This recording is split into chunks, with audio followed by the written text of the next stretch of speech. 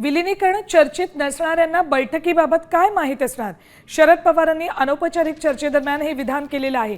दोन्ही राष्ट्रवादीच्या विलिनीकरणाबाबतचा 17 जानेवारीचा व्हिडिओ 2 दिवसांपूर्वी शरद पवार यांनी दाखवला, तो समोर आला होता आणि त्यानंतर विलिनीकरण चर्चेत जे नव्हते त्यांना याबाबत काय माहिती असेल असं अनौपचारिक चर्चेदरम्यान शरद पवार यांनी एक अत्यंत महत्त्वाचं विधान केले।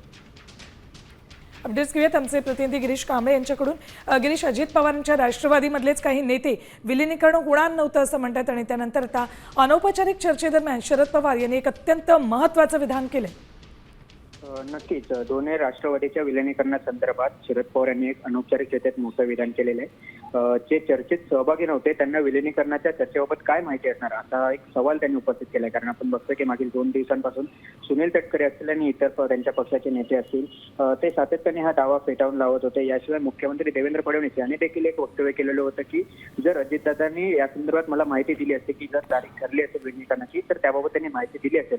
हे सगळं आता ही सर्व वक्तव्य आल्यानंतर शरद पवारांचं हे अनौपचारिक चर्चेत केलेला त्यांनी हा प्रश्न बरंच काही सांगून जात आहे। त्यामुळे अजित पवार, जयंत पाटील, रोहित पवार, सुप्रिया सुळे हे या विलिनीकरणाच्या संदर्भात चर्चा करत होते। त्यामुळे या चर्चेत जे वक्तव्य आता करत आहेत सुनील तटकरे असतील किंवा इतर नेते जे चर्चा फेटाळून लावत आहेत ते या चर्चेतच नव्हते। त्यामुळे त्यांना या विलिनीकरणासंदर्भात कोणतीही माहिती नाहीये आणि त्यामुळे त्यांचे हे अशा पद्धतीने वक्तव्य हे ती चुकीचे किंवा याला कोणताही बेस नाही अशा पद्धतीचे एक प्रकारे कुठेतरी सांगण्याचा प्रयत्न हा शरद पवारांचा आहे आणि असाच त्या पद्धतीचा अर्थ निघतो। त्यामुळे अजित पवार हे सातत्याने आपण बघितलं की जे व्हिडिओ आलेले त्या व्हिडिओमध्ये देखील केवळ अजित पवार पक्षाकडून केवळ अजित पवार हे चर्चेत सहभागी आहेत। त्यामुळे ज्या पद्धतीने आता हे दावे केले जात आहेत त्यामुळे आता यावर नेमकं काय प्रतिक्रिया आहे हे देखील पाहणं महत्त्वाचं आहे। मात्र शरद पवारांचं एक वक्तव्य अत्यंत महत्त्वाचं आहे।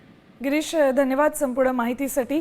तर शरद पवार यांनी अनौपचारिक चर्चेदरम्यान जरी हे विधान केलं असलं तरी शरद पवार बोलतात की प्रत्येक विधान ही बातमी असते, त्यामुळे हे अत्यंत महत्त्वाचं विधान शरद पवार यांनी केलं असं म्हणावं लागेल।